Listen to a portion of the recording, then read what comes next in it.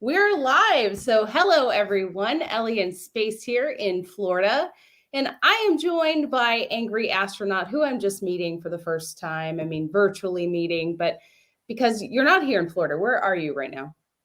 I'm in Cornwall, a tiny little village on the sea, actually, at the moment. Wow.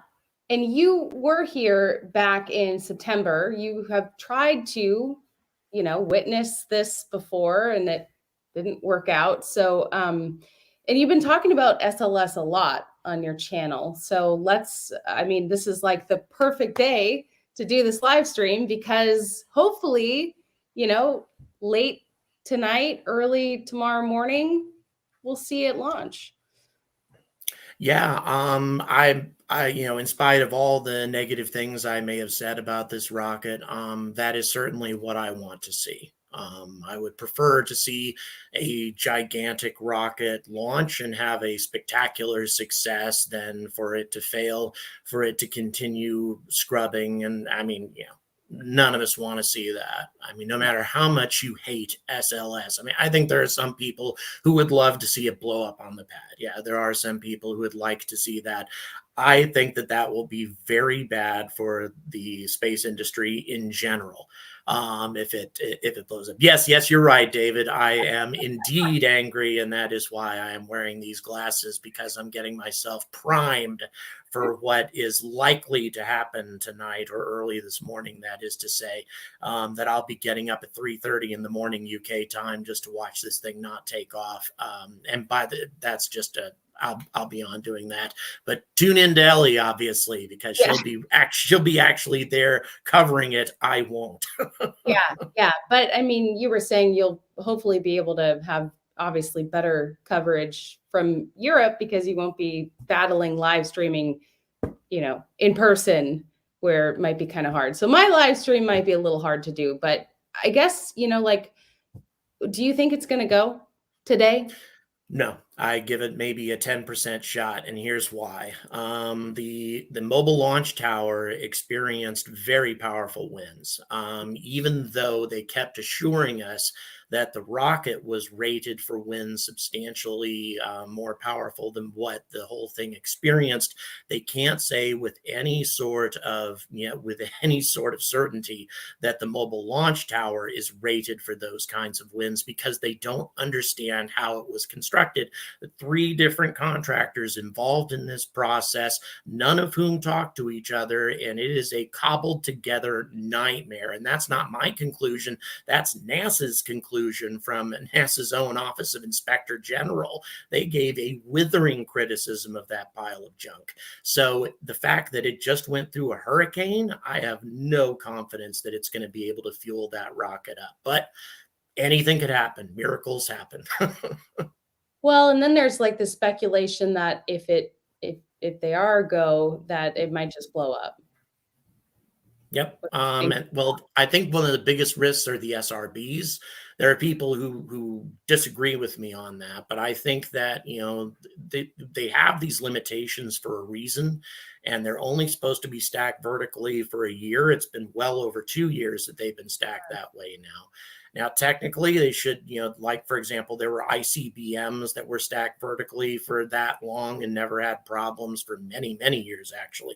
So, in theory, it should work. But, in reality, the propellant sags and, it causes these segments to unmate. So that's what I'm the most worried about, is a repeat of the Challenger, essentially, with a segment kind of separating during launch and an event of superheated gas again hitting the fuel tank, except it could happen on the pad this time, not way up in the atmosphere. Yeah. Barbara has a question for you. Ask him what should be done about the concrete rain from 1114 static fire. You posted about this. Yes, I'm about to release a video about that, actually, but I'll go ahead and just say it now. They need a flame trench. I don't know why they don't have one. Right now, that pad is exposed to the full fury of those Raptor 2 engines, and that was only 14 of them, by the way. 33 is going to be just a crazy increase in power. They need to stop messing around and do this like a real launch. They need to have a real flame trench, and I still maintain that they need to have a better sound suppression system than what they have right now. I mean, what they have seems to be okay, but I don't know if it's good enough for the biggest rocket in human history. Right. Well, and speaking of Starship, I feel like, all of the SLS coverage that I've done, so many people just say, throw the money at SpaceX. Forget about SLS and just give the money for Starship development. And you are kind of, tentative about that.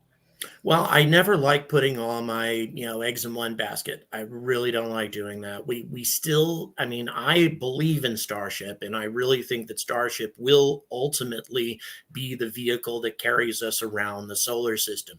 But do I believe 100% that it's going to be the rocket of the future? No, I don't. There could still be issues about it that, that we don't understand, that we don't know about. It could be way more difficult to use than we're thinking it's going to be. And if that's the case, we need another option. So I'm thinking that we, attack this from two different directions. We send money to SpaceX, for the Starship, but also ULA has talked about low Earth orbit refueling for a very long time now, and they like the idea of fuel depots. It was just politics that stopped them. So let's, do the Vulcan Centaur could push Orion theoretically if it works, but push it into orbit and then refuel Centaur and have it push Orion to the moon. Either solution would work. And I'd say until we know which solution will work, support two possibilities. Right. I mean, I, quit my job in May and I've been covering this full time. And I'm just really starting to understand that there are like so many delays and waiting and things go over budget. And it's really a hard business. Yeah, it's and a dangerous business. I did a live stream about this recently, just a couple of days ago, about the state of the spaceflight industry. And I mean, ULA is in a world of hurt right now because of Blue Origin, because of those lousy BE4 engines.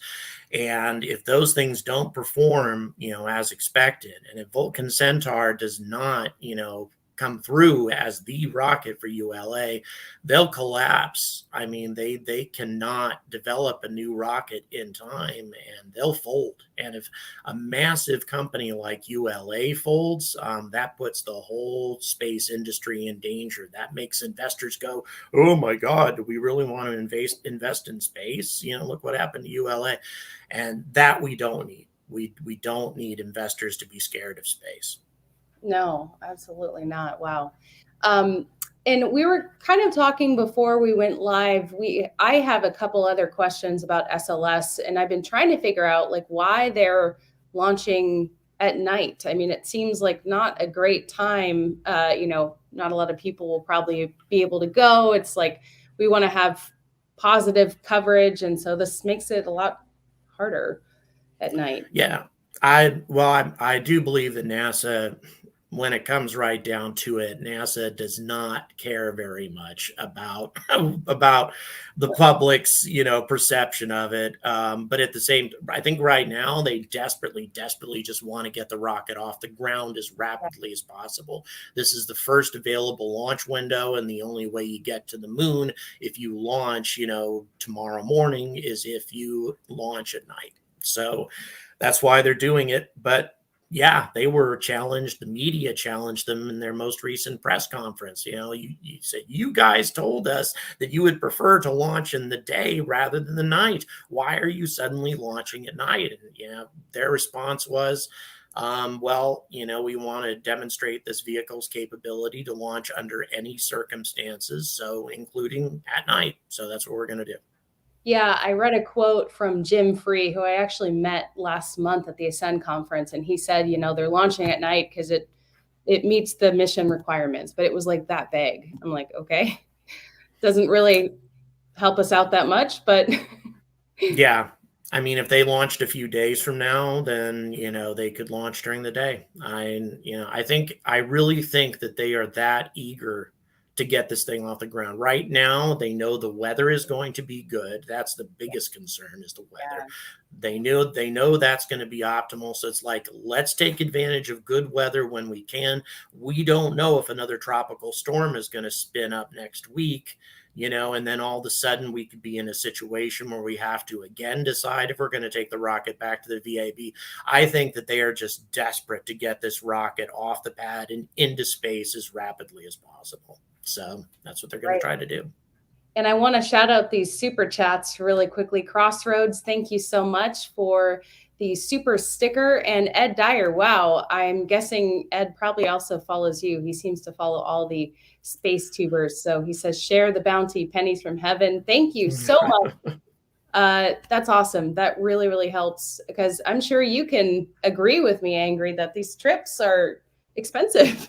Yeah, this has been, yeah, for me, this trip to Europe has been the best thing I could ever do as a journalist, because I have made essentially inroads into almost every country in Europe, and every launch provider out here, are eager to give me interviews and talk to me. All of that's great, but financially, it's the worst decision I ever made, because it's been very expensive.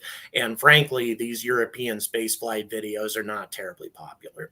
And so, I just don't get the views that I get on others, which is okay. I mean, it's a niche thing, it's not big like SLS or Starship. But nevertheless, if I had it to do all over again, I would still do it, because there's some special people involved in spaceflight here in Europe, and I'm very happy to admit them. You were telling me how different it is interacting, with professional leaders over there versus NASA. So maybe explain just how different your experience has been.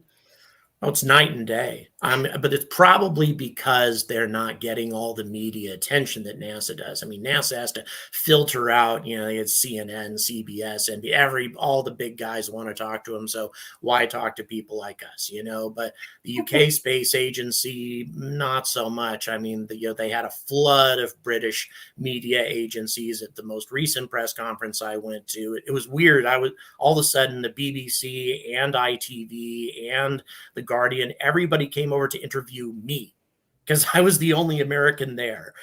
Just like so they all, I was on TV here in Britain for a little while. It was very bizarre. But anyway, so they want the media coverage that they're not getting, I think. And they are very friendly. They're very eager to give people interviews. And yeah, it's been a special experience. I've talked to some very important people about some very important projects, space debris mitigation, solar power plants in space, which I call the ultimate green energy. I mean, huge things that Europe is working on right now. And I got to meet the people in charge of these things. I mean, that's amazing. So, yeah, I've been very grateful with how warmly I've been received here. Well, and I love that you're also taking the path of like space journalism. I've had a couple of people comment that they think that you and I are like the only ones really like trying to find that unique coverage in the interviews and, going to experts. So I think what you're doing is awesome. Thank you. Well, likewise, definitely. And I know it's hard work. And so obviously your persona is the angry astronaut. I mean, I'm over here wearing bright yellow. You have your sunglasses and you look like you're part of Men in Black Part 4 or something. But explain like, the angry astronaut and how that kind of developed. Oh, I mean, after watching some stuff on YouTube for a while on these channels, that's when I decided that I wanted to be the anti-Tim Dodd, essentially. I mean, I love Tim Dodd and what he does. I really do. I enjoy it. But at the same time, I just felt that there are so many things about the space industry that are corrupt. There's cronyism, there's waste, and we can't afford this kind of waste. We don't spend enough on space to have this kind of corruption going on. And so I decided, okay, I'm not going to be like that. I'm going to be, sometimes very positive about things that I think I should be positive about, but also, attack things that are wasteful, that do involve, the old boys network and cronyism and all that. And so it's kind of a mix. And yeah, it's been received pretty warmly. I'm very, very grateful that it's worked. Yeah, I mean, obviously you want space and space travel and the space industry to succeed, but you are also not afraid to call out, things that aren't so pretty. And I respect that about you because that can be kind of hard to do. Thank you. I appreciate that. Yeah, I mean, I've got, for example, Boeing's communications director. She follows me on Twitter, and I have reached out to her a few times. And it's like, look, I'd love to give Boeing an opportunity to tell their side of the story. I promise to give you, a fair opportunity, et cetera. No response whatsoever. So the only thing I can presume is that she's following me to see if I'm ever going to say anything that I can be sued for. And but there I spend nights praying on my hands and knees that Boeing will sue me, because that would increase my publicity 1,000-fold. So and I think they're very wise to not act. Plus, I don't say anything that isn't true.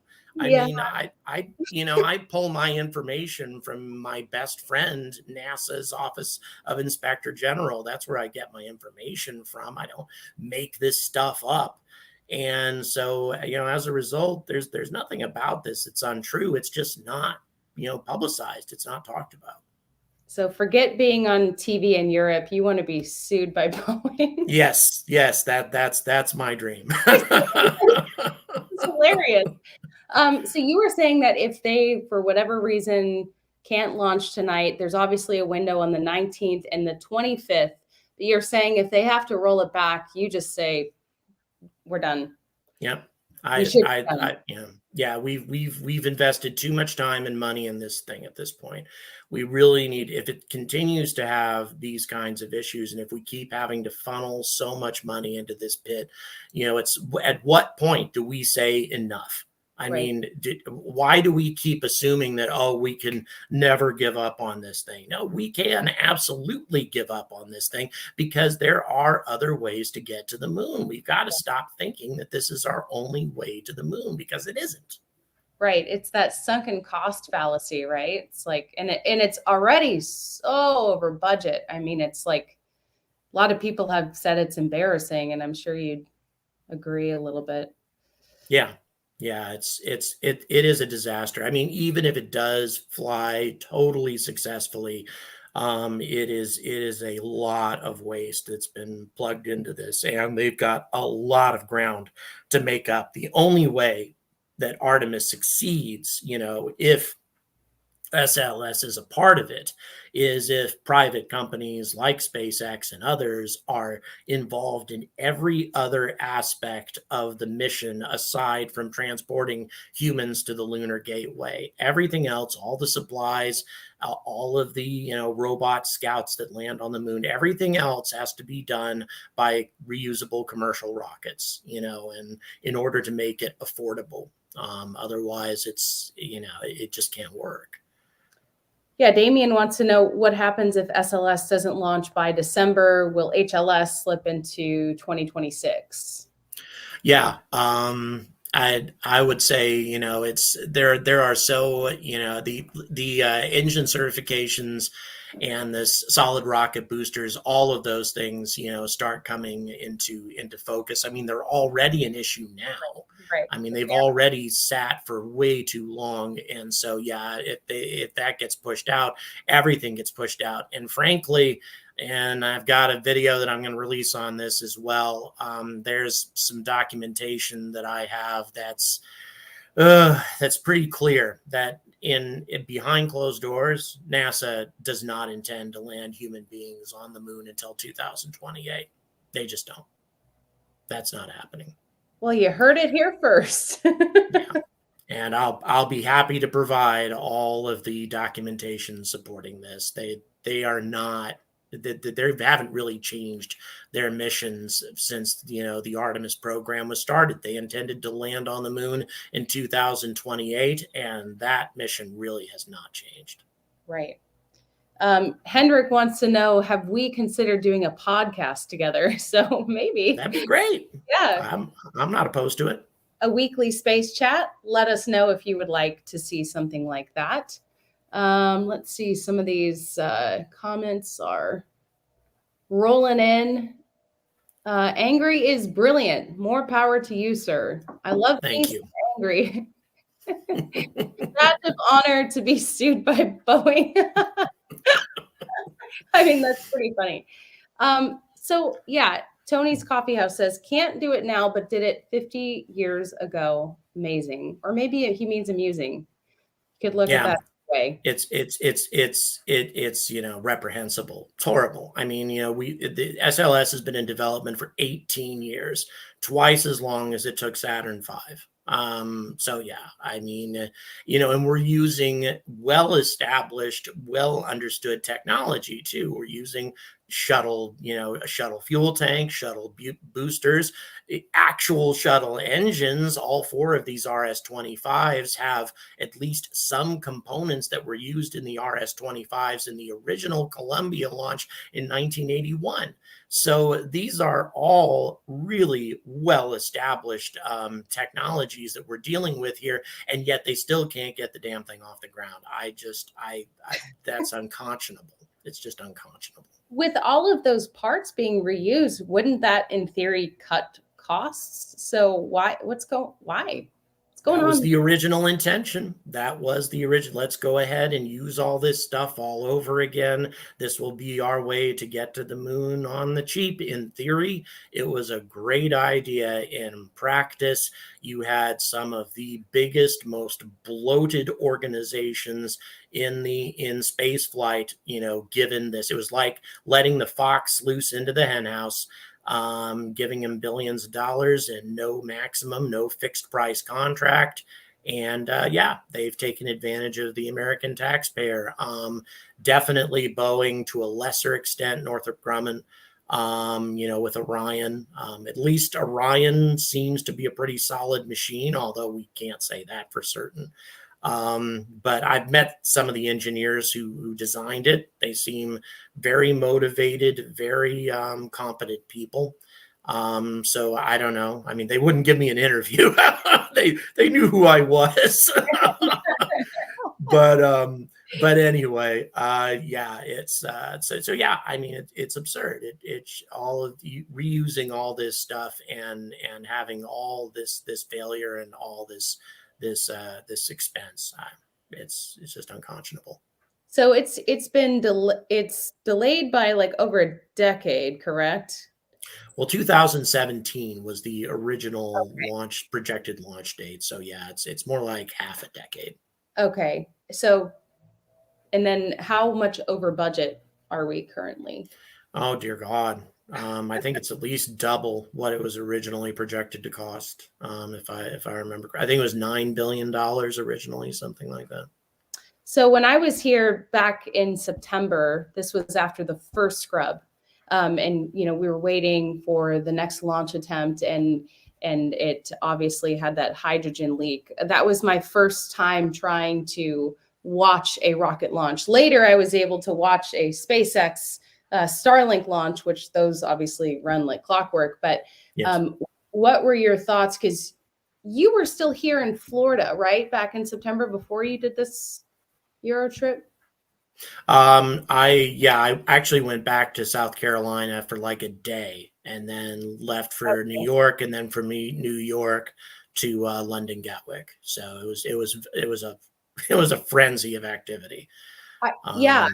Yeah, I debated coming back here because, it is expensive and whatnot, but I felt like I would have a lot of FOMO if I didn't come back when I kind of already started the journey back in September. So like, are you cool with it? I mean, you were saying it's going to be, if it does launch, it'll be like the most spectacular thing Florida has seen in 50 years. So yeah, I'm not happy about missing it. I mean, it's disappointing, but at the same time, I made my decision when I decided to come over here that I was, committing to trying to achieve something over here in Europe, and I achieved way more than I thought. When I came over here, I thought it was just going to be a visit to Britain. Instead, it turned out to be, a going to a convention I didn't think I was going to go to, just outside of London, to being invited to go to Paris, which I did for the biggest aviation convention in the world.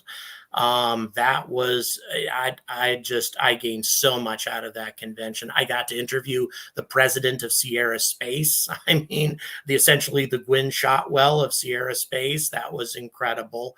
And then after that, then I got an invitation to go to Shetland to see Spaceport Saxavord, which has the potential to be the second busiest spaceport in the world.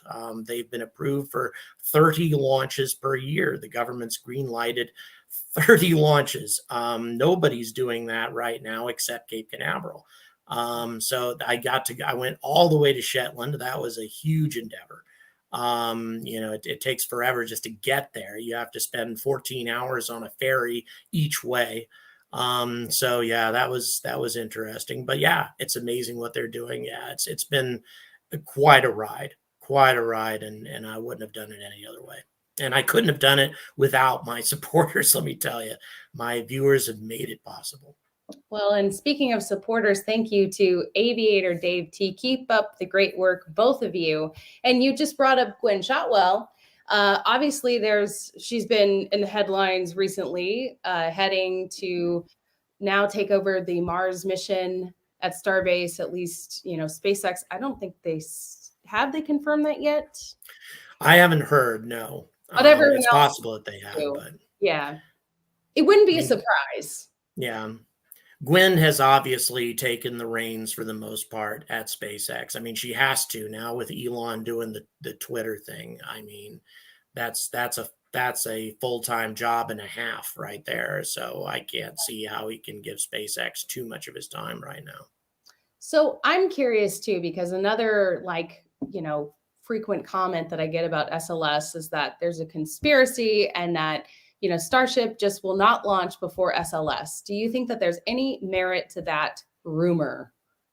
No, I don't. I think that the FAA, I do not believe that Starship is ready to launch. I don't think, I mean, we have to, and I've released videos about this. We really have to stop paying so much attention to Elon's tweets, because I mean, he talked about July 2021 as the Starship being ready for orbit. Obviously, that wasn't even remotely the case. And then July of this year, which again is not the case. So the FAA, and also you'll notice Elon's a really outspoken guy, right? And if the FAA were holding him up that badly, then he would be on Twitter ranting about it all the time. Right. The FAA has not given him a launch license because Starship is not ready to fly. It's the most powerful rocket in human history by a huge margin. And that's not an easy thing to build, design, and test and launch, without some sort of disaster being associated with it. So no, I really don't think there's a conspiracy here. I think that if SLS gets off the ground before Starship does, it's purely because of good luck on the part of SLS. I mean, SLS should easily get off the ground before Starship. It's been in development forever. I mean, there should be no reason that it doesn't get off the ground before Starship. The fact that it's even a race is ridiculous, but that's the case. So, but yeah, no, I don't feel that the government is in any way trying to sabotage Starship. Yeah, Dan says Gwynne is better for this phase of SpaceX. Elon's insights help set the architecture, but Gwynne's steady hand will get the boxes checked. And a lot of people kind of say that. Yeah. Yeah, this is the time to have a steady and sensible person at the wheel, because Starship is a dangerous piece of equipment. That is a lot of flammable liquid in that big rocket. And of course, I've talked about N1 a million times on my channel, but we've seen what happens when you're not careful with gigantic skyscrapers filled with flammable liquid like N1. And Starship is bigger than N1 by 50%. So yeah, SpaceX needs to be cautious, and that is indeed what they're doing. They're being cautious. Yeah, and I heard from an insider that they sent out an email, offering like a 10 to 25% bonus for salaried employees to get more hands on deck over there. So to me, that also sounds like, yeah, they're not ready if they're offering like this incentive to get more people to head down to Texas. Yeah, well, I'm sure that's one thing. Elon may be frustrated with California and be thrilled about going to Texas. But yeah, I mean, you're a California girl yourself, I believe. So that being the case, it's not easy to uproot from that culture and transport yourself to a place like Boca Chica. I couldn't live there, for example. I mean, I hate the heat and the humidity. It's just, for me, that's miserable. I have And so, to laugh because it's a better commute than Kwajalein Atoll. Back in the very, very early days of Falcon 1, if any of you guys have read Liftoff, I mean, that's crazy. They went to the U.S. Marshall Islands. Can you amazing, imagine isn't it? that? Oh, yeah. Sounds way worse. Like, Oh yeah, that would be a tough one. It was a tiny little organization in those days, though, a very yeah, small little knot of incredibly dedicated people who lived, breathed, and ate SpaceX. And I don't know if the as huge as it is now, I'm not sure if that culture still exists. To where people are thrilled to relocate and go wherever is necessary to make these things happen. And plus, they're doing very important work still in California. Very important work with Falcon 9, Falcon Heavy. I mean, those vehicles are making it happen for SpaceX. They're generating the money. Starship isn't generating any money yet. It's just a drain at the moment. So, right. They've got important work to do there too. Well, and I feel like the people that I've met living at Starbase, they are all so invested. I mean, they're working at least 14-hour days, and many of them want to go to Mars, like for sure. So I see their dedication for like, yeah, you got to be dedicated to live there.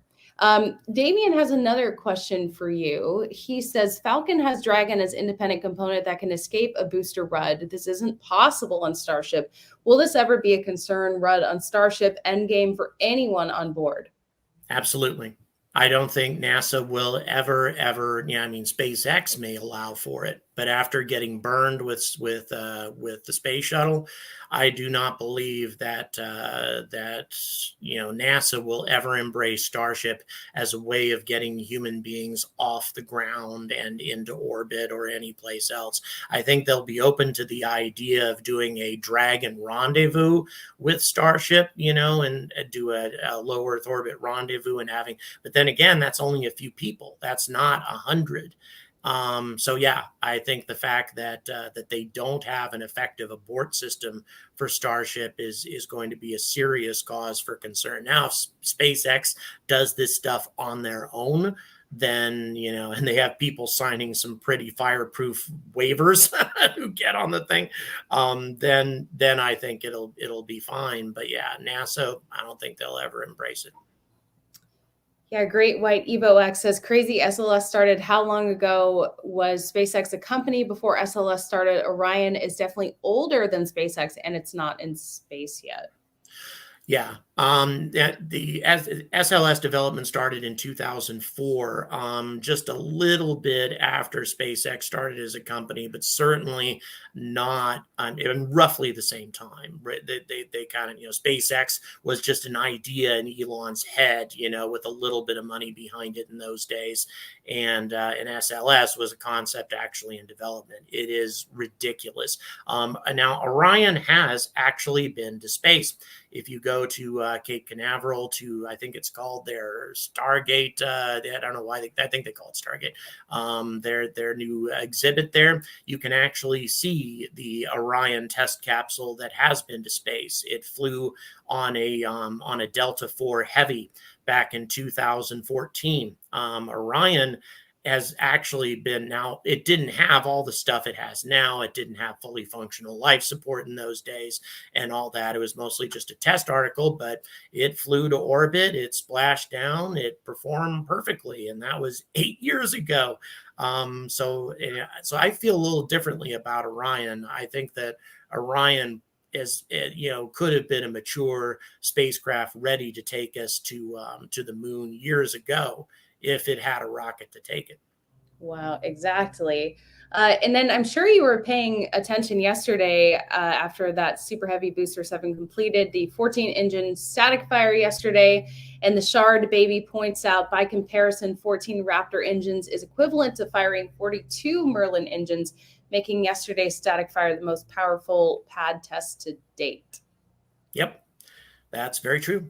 It's amazing. It is truly amazing. I mean, once again, we can't say for certain exactly how much power happened. We don't know if the engines were throttled to 100%, for example. So, SpaceX certainly has not said, told us exactly how many kilonewtons or meganewtons were involved in each engine's thruster. And, I think they're probably still poring over that data. But nevertheless, yeah, if they were going full tilt, then that is definitely true.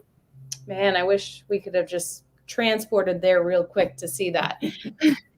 I've got a couple of friends who saw it. Yeah. It's amazing.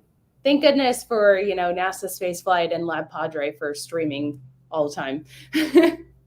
Yep. Great people. Are you planning on going to the Starship orbital launch whenever that is? And when do you speculate that could be?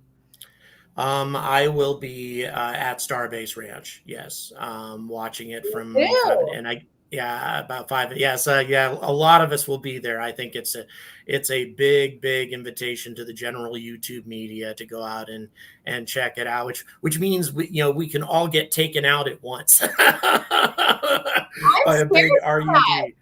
Yeah, I'm a little scared for that. I don't know. 5.5 kilometers. 5.5 kilometers. That's really close. It will be beyond intense. And I mean, I don't know what they have planned in terms of exactly how we're supposed to be observing it or whatever, but I'm going to be channeling my grandpa from World War I and digging a trench someplace. I think that's what I'll be doing. Are you planning on going to that observation point that Rocket Ranch has established? Is that what you're talking about? I'll go wherever that they've invited me to go. Okay, because they have like this basically like box or tank that you can go in. Right. Yeah, I mean, like I say, certainly want to go into the most secure place possible. I really am, and like I say, we have not, mankind has never lit a rocket with this many engines, especially this many powerful engines, without it going bad. Now, of course, the Soviets were the only ones who really tried it. And, and they had lots of funding issues in those days. We had already beaten them to the moon. Their genius director had died a few years prior. The new guy was just not very competent or very driven. So, I mean, there's lots of reasons why N1 failed, and lots of reasons why SpaceX should succeed. But still, it's an amazingly complicated propulsion system with 33 engines, and that's why they're testing, 14 of them at a time, and whatever. They've got to be careful about all this before they light all 33. Oh my gosh. Okay, so AI Jet Driver wants to know how long until we see the first YouTuber in space, and who would it be? I think we could both guess who it would be. Yes. Yeah. It would be Tim Dodd. I was about You know, to say it on the count of three. Tim Dodd. yeah. Oh, sorry. Is that GPS? Yeah. Yeah. Well, I mean, he's been on Netflix and all that. He's, uh, he has a great deal of public recognition that he's built over the years. So yeah, I mean, he should be the one to go to space first. well, and then the question is, do you want to go to space? You. Yes, I absolutely do. Okay. Absolutely. Now, it depends. Do I want to go up on New Shepard? No, I don't. I would actually turn that down.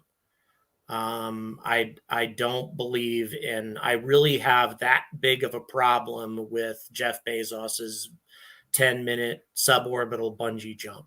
I wouldn't accept that ride. But I would do Virgin Galactic. I would do Virgin Galactic, but I wouldn't do New Shepard. Why? I just don't. I don't think it's. I think it's a waste of revenue. I think it's a waste of. It draws the wrong kind of attention to space flight. I mean, right now there are so many people. I've interviewed people actually here in Britain. They didn't have the slightest idea that the UK was about to send the first ever orbital mission from Western Europe that's ever happened. No, they hadn't the slightest idea that that was about to happen. What they did know, though, is that, Jeff Bezos was, chucking celebrities into space for 10 minutes, and they don't like it. Most people don't. Most people think that that's just a waste, and it's just it's a joyride for the uber rich and the uber powerful. And why do we need that?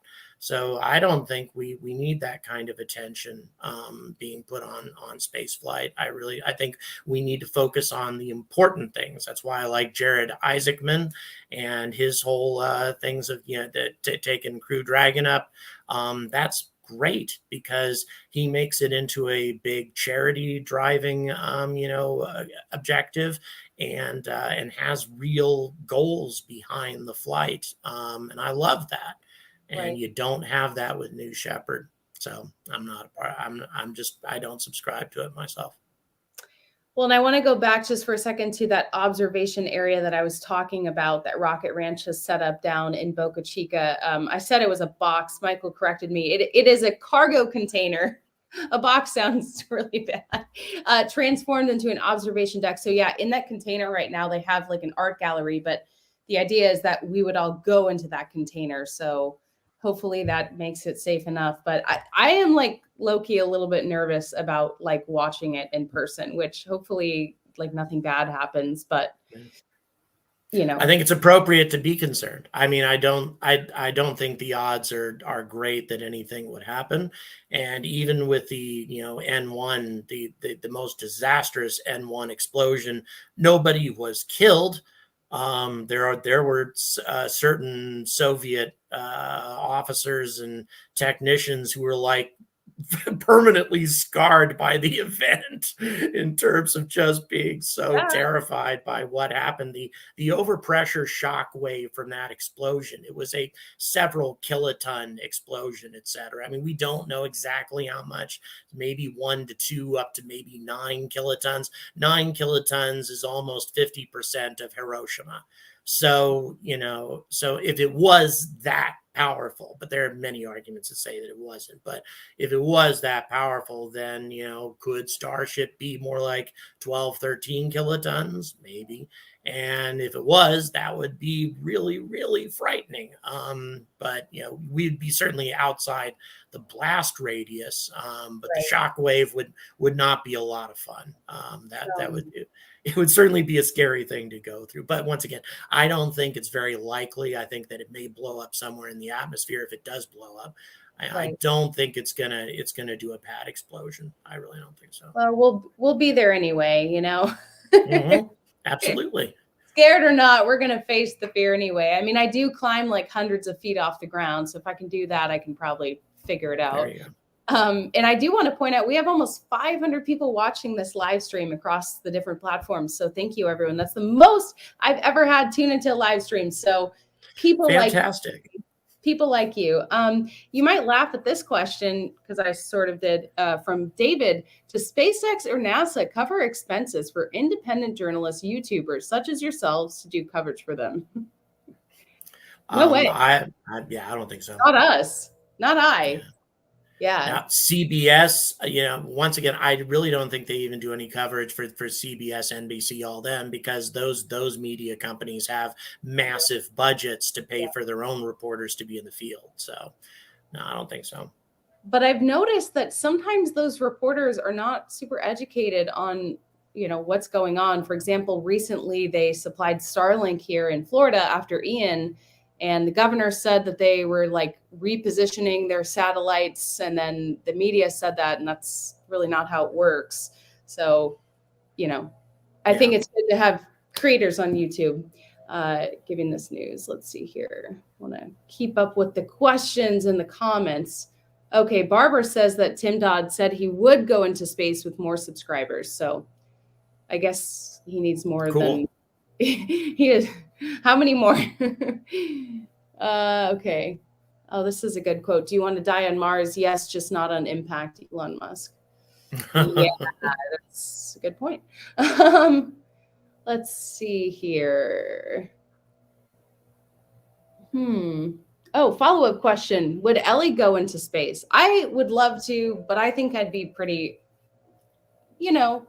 afraid. I'm not even a great fan of flying, so I would want to make sure that whatever I was doing was proven to be very safe. I would love to go to the moon. Not so sure about Mars, which I guess, I mean, you're wearing, looks like a Mars t-shirt. Yes. So what about you? Are you trying to go to Mars?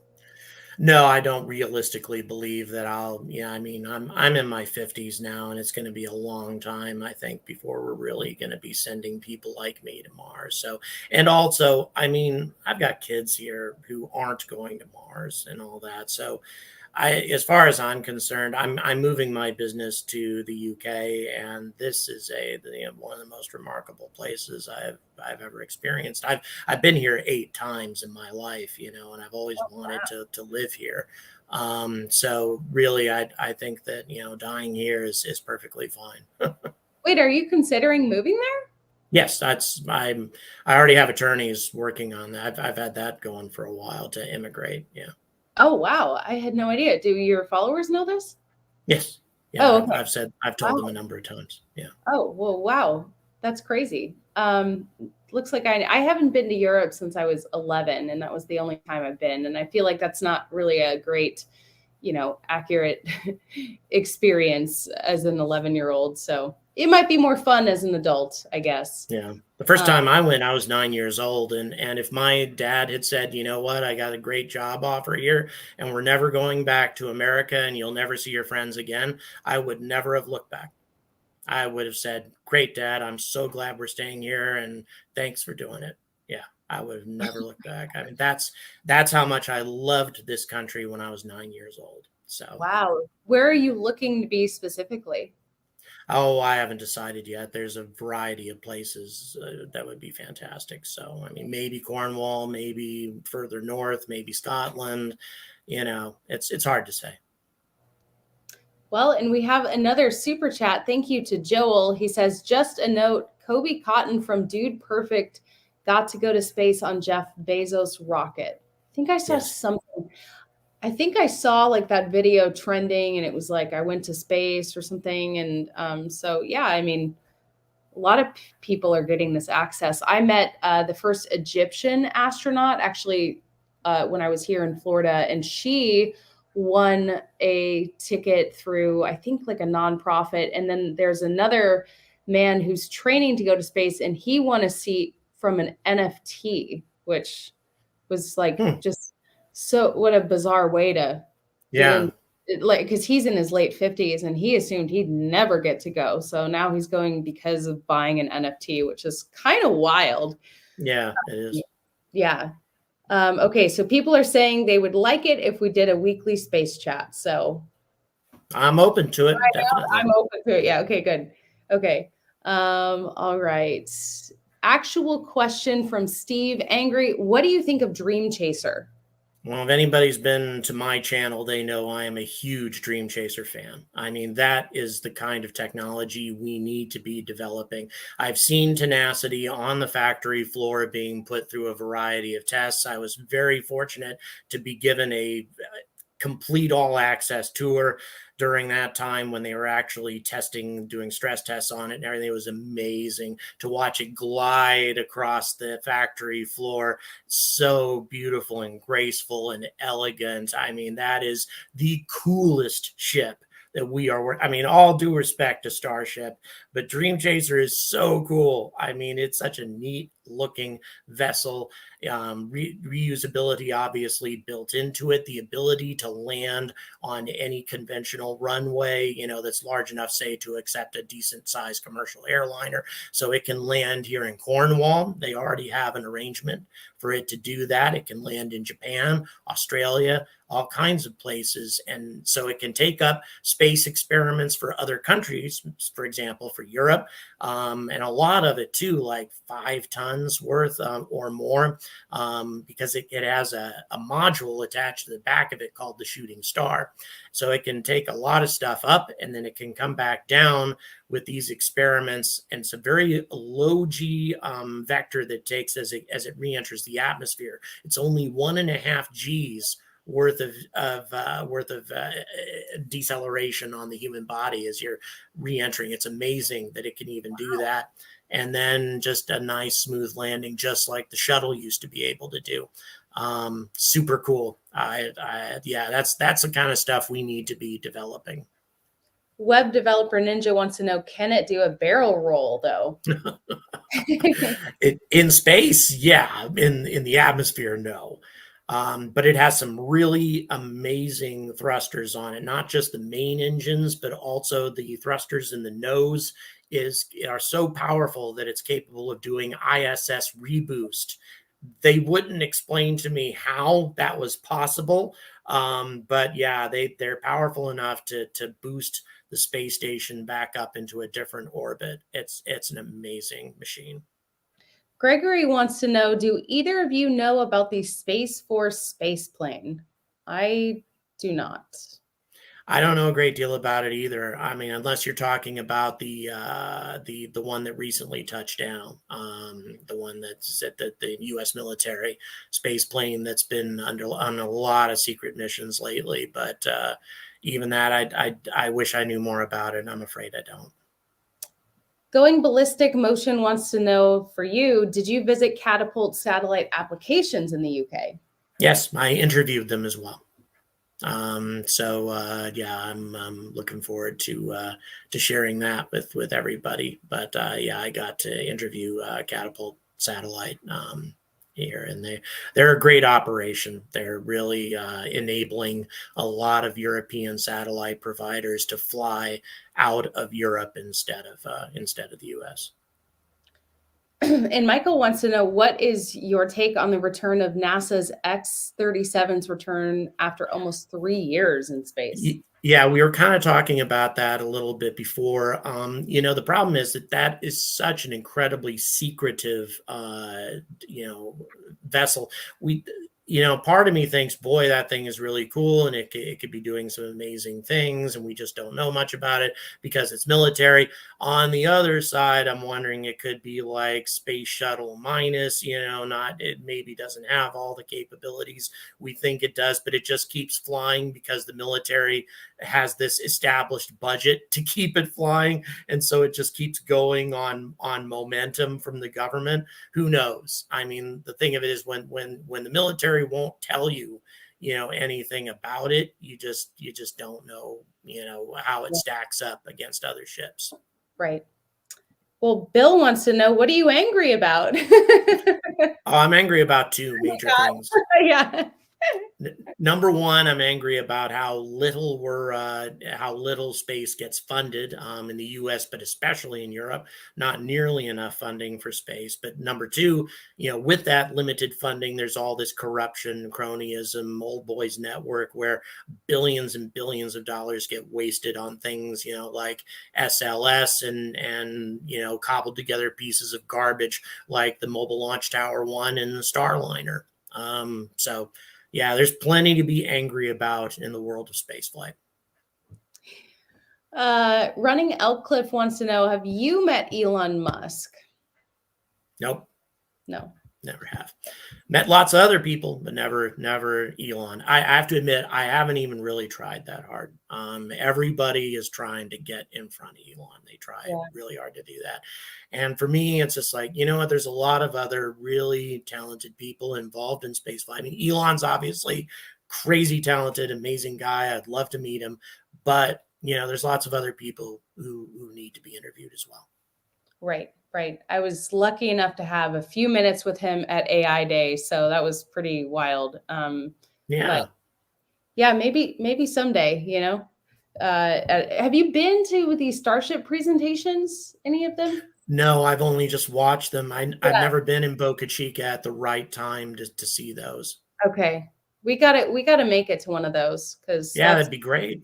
next on my list. I want to be like invited media to a Starship Yeah, presentation. I've been to Boca Chica 3 times, but Okay. never for any major event. Yeah, I same. saw SN15 launch and land. I did get to see that.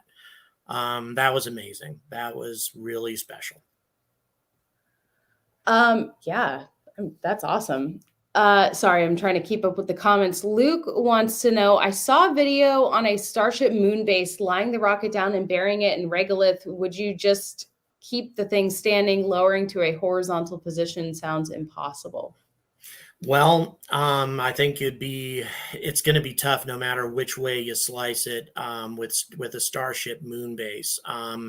The major problem with having it just sitting on the lunar surface, unless you have it right up against a cliff or something like that, is it's going to be absolutely bathed in cosmic rays and solar radiation. And the stainless steel structure is actually going to make those cosmic rays even more deadly. When cosmic rays pass through metal, they have a tendency to split, and when they do split, it gives off an emission of X-rays. It's incredibly deadly. So if you do have, it has to be a really well designed lunar base in order to be able to survive. Personally, I think that there have been some better inflatable kind of bases which Starship could deploy, because Starship has this huge fairing, obviously, that can carry a lot of cargo. So these inflatable bases that are designed to be covered up by robots that push lunar regolith, to provide the radiation shield. Personally, I think those designs are a better solution.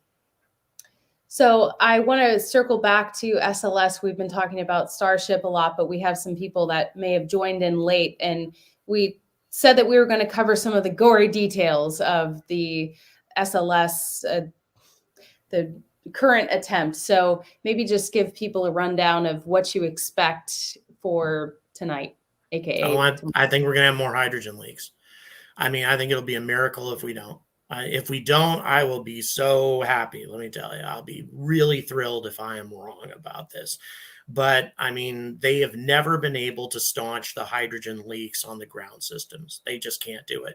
And it's because, as I mentioned before, Mobile Launch Tower 1 is probably the worst designed piece of garbage that NASA has ever built. Built by 3 incompetent contractors, none of whom really communicated with one another and who actually were very hostile to one another. There is no master blueprint for the thing. Nobody understands how the thing works.